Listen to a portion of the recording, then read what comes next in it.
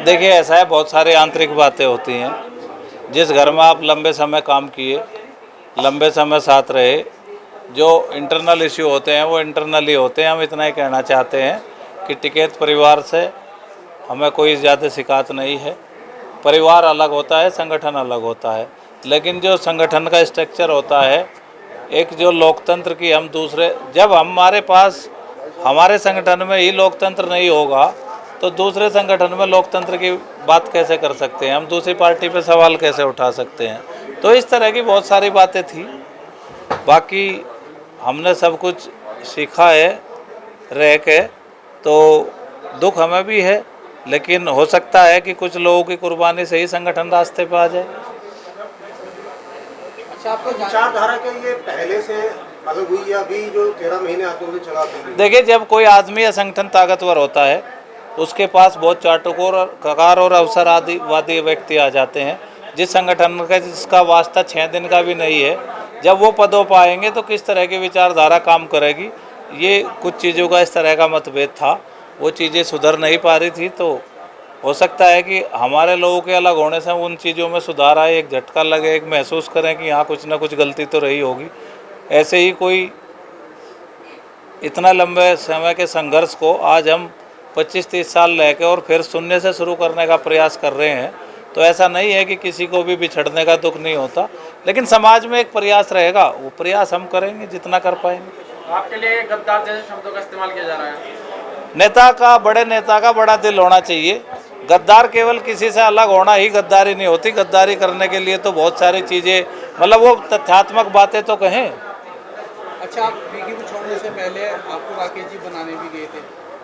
नहीं, मेरे मनाने की उसकी कोई बात थोड़ा थी, वो तो एक समूह था, सब लोग थे, बहुत सारी चीज़ें थी, लेकिन लंबे समय से लोग देख रहे थे तो चीज़ों में सुधार नहीं था। तो देखिए, ज़्यादा नेता से जब दिल का लगाव होता है तो बहुत बहस और इस तरह की इशारा ही होता है, और जब मन बड़ा दुखी और विचलित हो तब इस तरह का निर्णय लिया जाता है। आपके जाने से राकेश जी महसूस कर रहे हैं, क्या मानते हैं?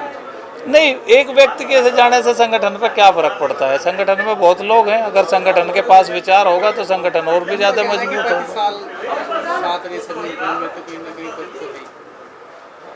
नहीं, वो उनका बड़ापन है, अगर वो इस बात को महसूस कर रहे हैं, लेकिन मैं तो बयानबाजी में और उसमें ज़्यादातर लोगों से ये सुना कि एक जाता है 100 आते हैं। तो आज जो बीकेयू में फैक्शन हुए हैं इतने लंबे समय से, इसका यही एक कारण है कि आप जो है जिसने जीवन दे दिया उसकी महत्ता को आपको मानना होगा। भाई कोई मैं अलग नारा हो रहा क्या? मेरे से पहले भानु प्रताप चले गए, ऋषिपाल अम्बावता चले गए, उनसे पहले जो है हरपाल बिलारी चले गए, तमाम संगठन यहीं से तो बने हैं। अभी आपने कहा लोकतांत्रिक देश में किसान यूनियन से बड़ा संगठन है, उसमें लोकतंत्र नहीं है, ना कोई चुनाव हुआ, ना कोई कार्यकारिणी बनेगी, जो चल रहा है वैसे चल रहा है। तो क्या परिवारवाद चल रहा है? मतलब सेंट्रलाइज फैसले हैं, डेमोक्रेटिक नहीं है कि उसको किसी कार्यकारिणी में या प्रस्ताव करके किया जाता हो। जो तय कर लिया 4-5 लोगों ने, वही चलता है। तो दिल्ली में जो आंदोलन था उसमें क्या कोई राय ली गई थी किसान संगठन से? नहीं, दिल्ली में कोई बीकेयू का अकेला आंदोलन थोड़ा था। बीकेयू में तो जो राय होती थी वो वहाँ संयुक्त मोर्चा के हाउस में होती थी, उसके एक सहयोगी बीकेयू भी थी, और वो किसान की इज्जत का सवाल था। उसमें अगर थोड़ा मतभेद भी है तो भी उनके साथ खड़े होने का समय था, इसलिए आंदोलन में सहयोग। आज आपका संगठन आगे क्या मूवमेंट रहेगा किसानों को लेकर? नहीं, किसानों के मुद्दों को जो है, देखिए, प्रेशर ग्रुप का काम होता है किसान संगठन का। प्रेशर ग्रुप के माध्यम से ग्राउंड की चीज़ें सरकार की टेबल तक पहुँचे, हमारा ये काम रहेगा।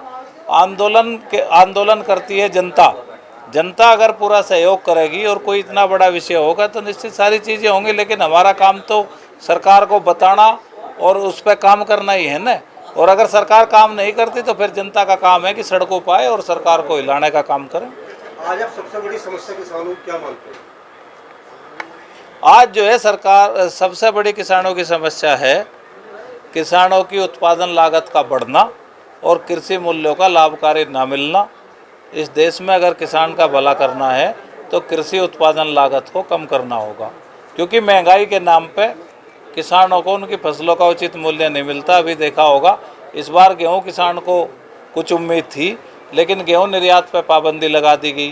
तो अगर आपको महंगाई रोकनी है तो वो किसान के दम पर नहीं, सरकार को आपके माध्यम से मांग करते हैं कि 500 रुपये कुंटल का बोनस देना चाहिए, नहीं तो निर्यात को खोलना चाहिए। जो किसान आंदोलन चला